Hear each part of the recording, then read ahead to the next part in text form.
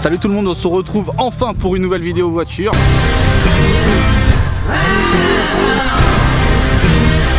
Voilà, on est à un rassemblement multimarque spécial Youngtimer. Donc à Caen, vous connaissez le RSN, je ne vais pas vous le représenter. Allez voir les autres vidéos, allez checker ça si vous voulez voir.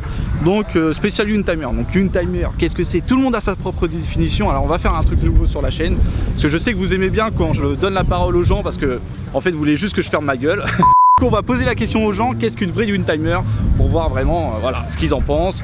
Et voilà, on se l'a fait à la mode micro-trottoir. Alors micro-mythe. Alors on va voir la définition que les gens donnent au vrai Youngtimer.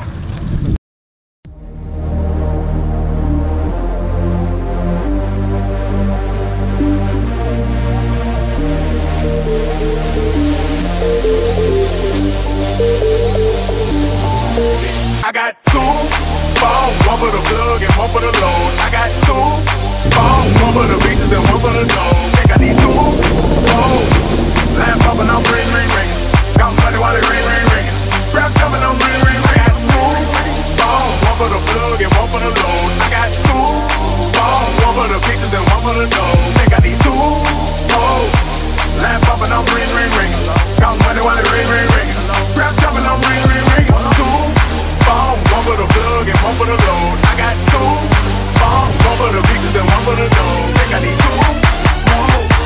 Lamp popping, I'm ring, ring, ring. Got money while it ring, ring, ring. Trap jumping, I'm ring, ring, ring. Two phones.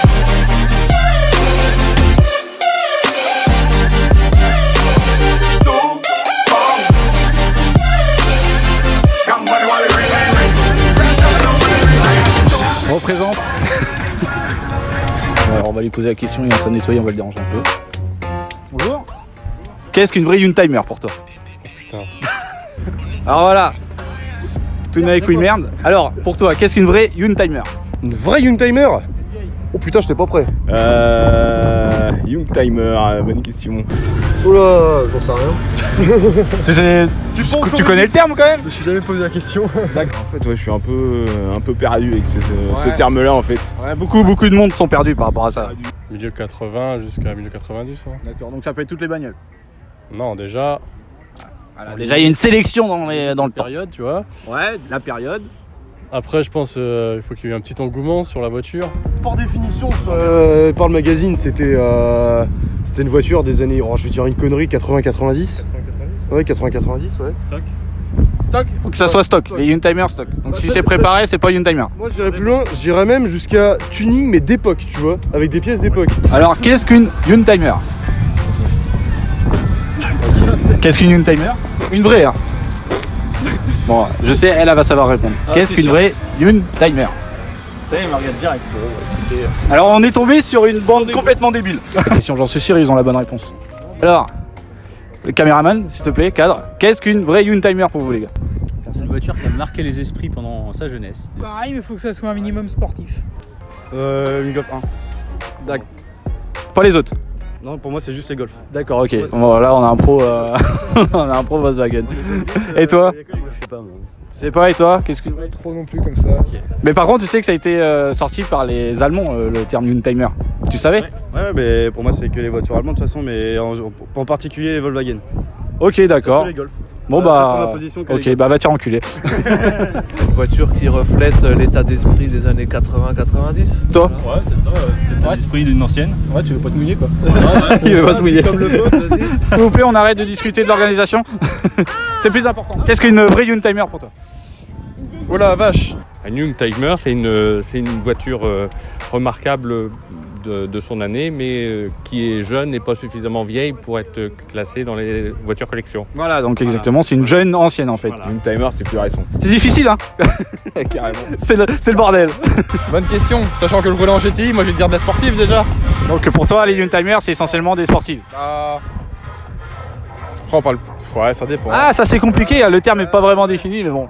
Après, il y a les old-timers aussi. Ah, il y a les old-timers, les 10-timers, les MILF-timers. Oh non, je m'égare un peu là. Est-ce qu'une vraie Youngtimer, les gars? Moi, je dirais une voiture des années 80, un peu sportive. C'est une bagnole, une propu déjà.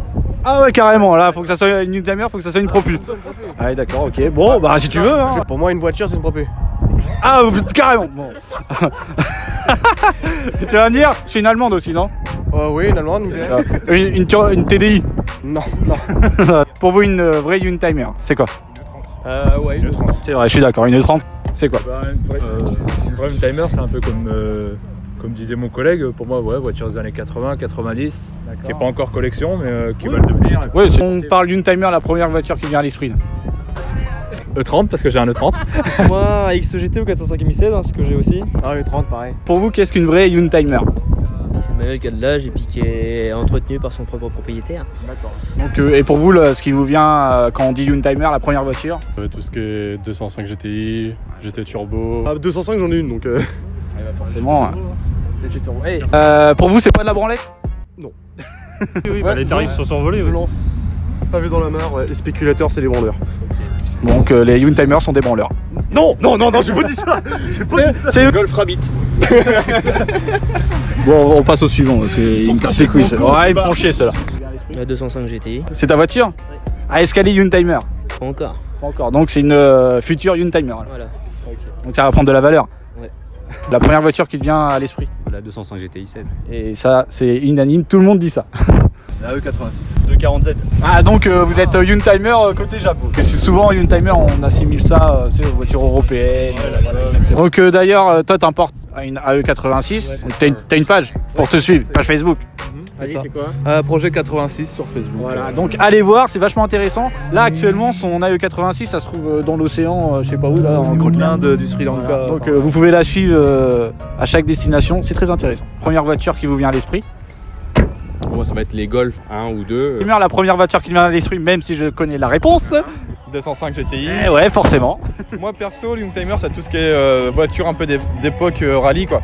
Les R5 Turbo 2, les 205 GTI, Golf GTI, enfin toutes les caisses, vraiment celles où nos parents ont baigné dedans, entre guillemets. D'accord, ouais. Donc c'est des voitures européennes essentiellement. Une Jap, est-ce que ça peut être une Untimer, une japonaise?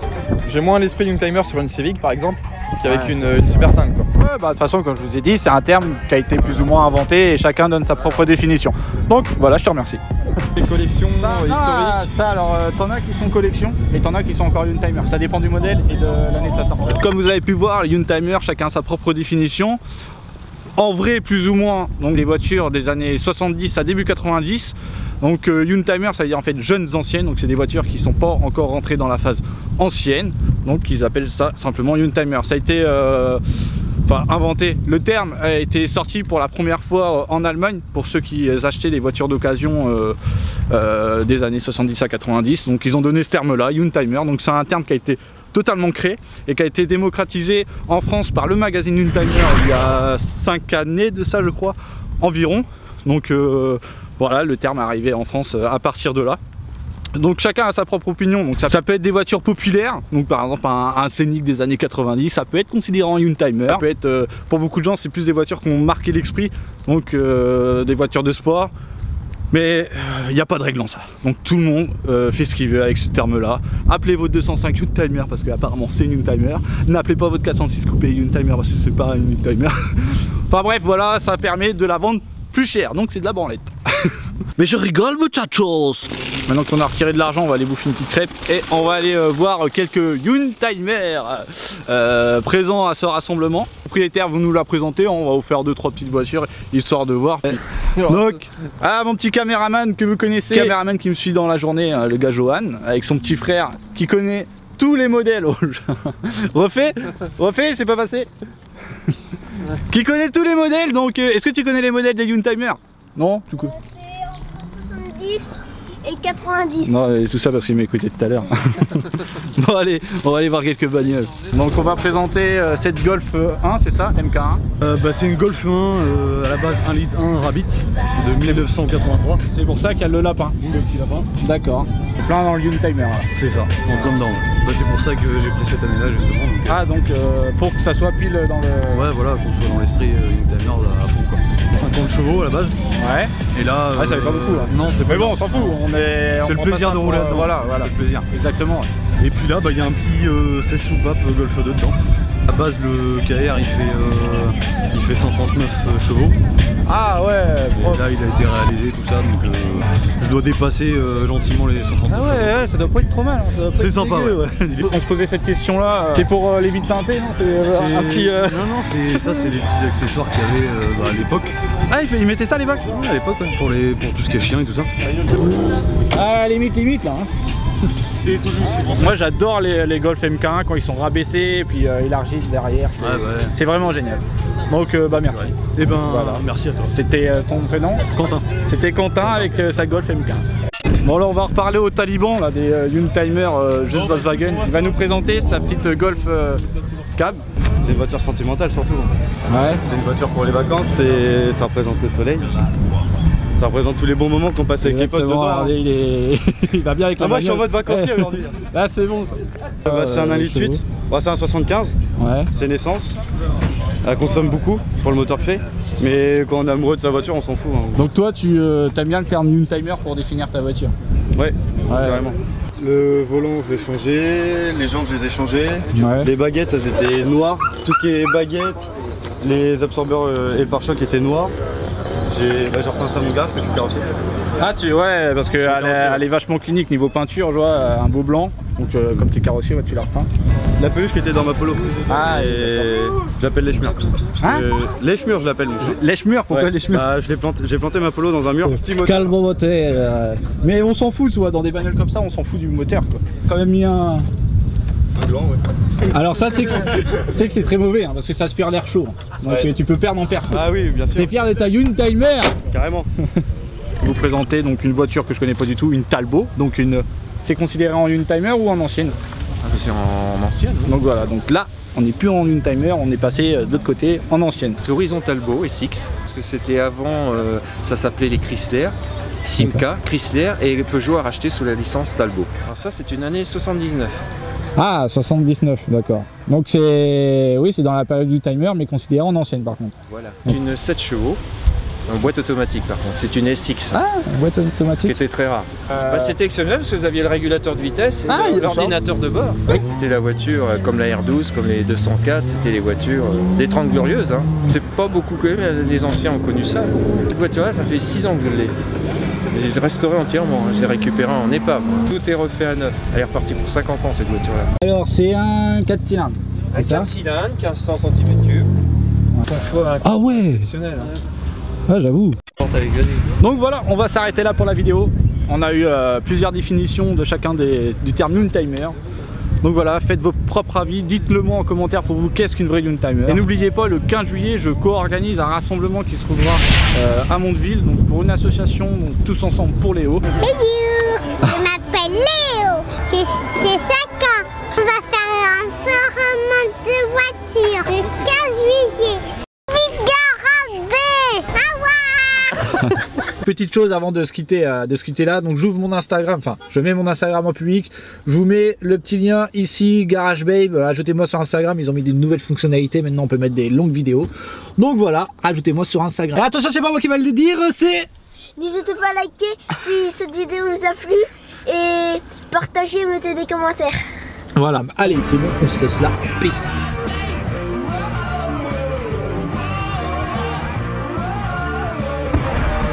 Garage Babes.